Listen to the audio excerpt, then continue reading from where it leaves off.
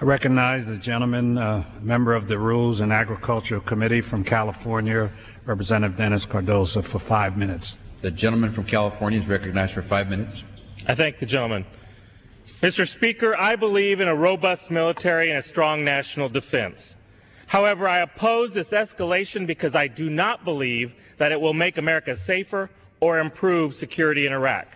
At this hour, sending more American forces cannot reasonably be expected to resolve a civil war rooted in over 14 centuries of deep-seated historical division.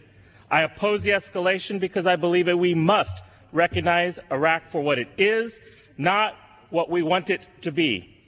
Our best hope lies not with increasing Iraqi dependence on us, but rather in handling over responsibility to them. This ultimate success or failure is the endeavor that now lies in the hands of them, not us. Our goal in Iraq must reflect reality. Our objective should be to protect the ethnic minorities and religious minorities from further oppression and genocide, and to maintain a strong deterrent against the spread of a broader war in the Middle East.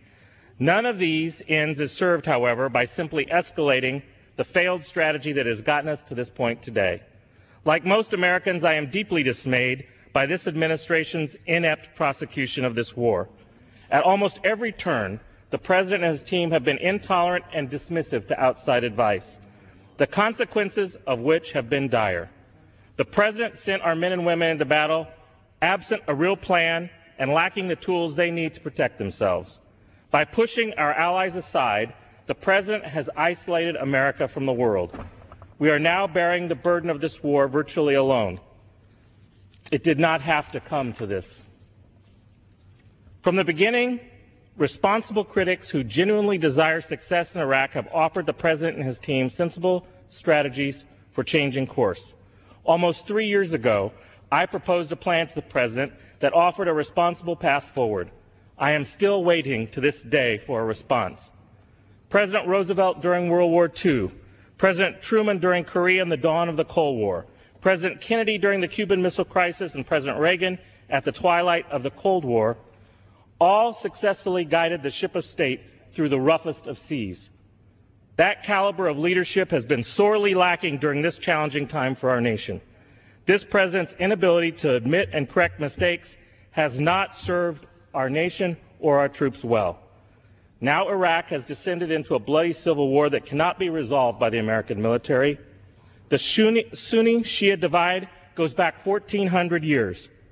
20,000 American troops, more American troops, cannot reverse 14 centuries of division and hate in that country.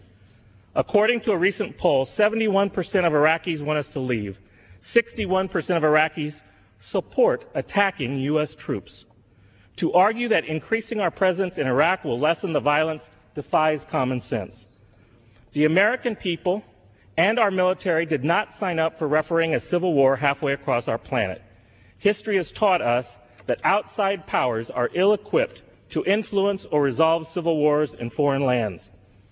I am also deeply troubled that the war in Iraq has undermined our efforts to address urgent threats on the war on terrorism, most notably in Afghanistan.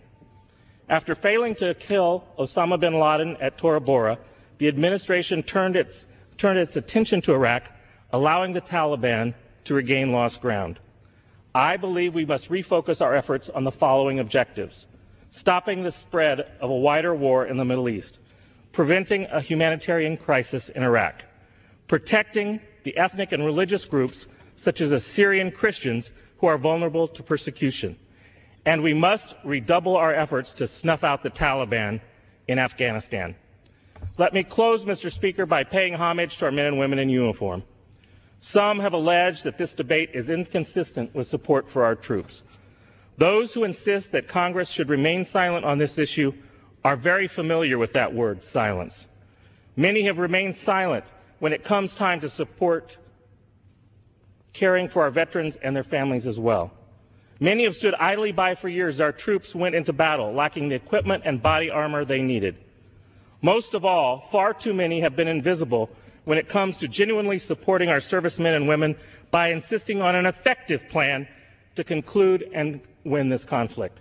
Simply repeating the word victory does not equal a plan or support for our men and women in uniform. I want to conclude by thanking those serving in harm's way. These brave men and women of America are America's finest. They have done everything that has been asked of them and more. Let us honor them by thanking them for a job well done and pursuing a policy that is worthy of their sacrifice.